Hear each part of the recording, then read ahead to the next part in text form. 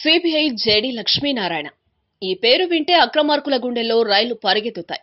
ఆయన కన్ను పడిందంటే అవినీతి పరులు ఊచలు లెక్కబెట్టాల్సిందే. ఉమ్మడి ఆంధ్రప్రదేశ్లో సిబిఐ జేడీగా హడలెత్తించిన ఈ ఐపీఎస్ కు సంబంధించిన ఓ వార్త ఇప్పుడు మీడియాలో హల్చల్ చేస్తోంది. జగన్ అక్రమస్తుల కేసు, Obulapuram mining scam, Emaar properties, Satyam కుంభకోణం లాంటి సంచలనాత్మక కేసులు దర్యాప్తు చేసిన లక్ష్మీనారాయణ తెలంగాణకు డిప్యుటేషన్ పై రానున్నారనేది ఇప్పుడు సంచలనంగా మారింది. తాజా పరిణామాలు ఈ ప్రశ్నకు అవుననే సమాధానం చెప్తున్నాయి.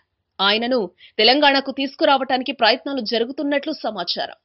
లక్ష్మీనారాయణ కూడా హైదరాబాద్ రావాలనే ఆలోచనతో ఉన్నారట.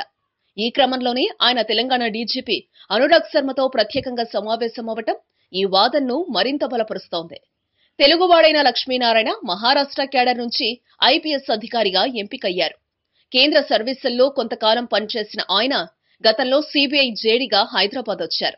ప్రధానంగా అప్పట్లో వైఎస్ఆర్సీపీ అధినేత జగన్ అక్రమాస్తుల కేసులో జగన్ తో పాటు పలువురు ఐఏఎస్లు, పారిశ్రామికవేత్తలను అరెస్టు చేయడంతో లక్ష్మీనారాయణ పేరు దేశవ్యాప్తంగా మార్మోగిపోయింది.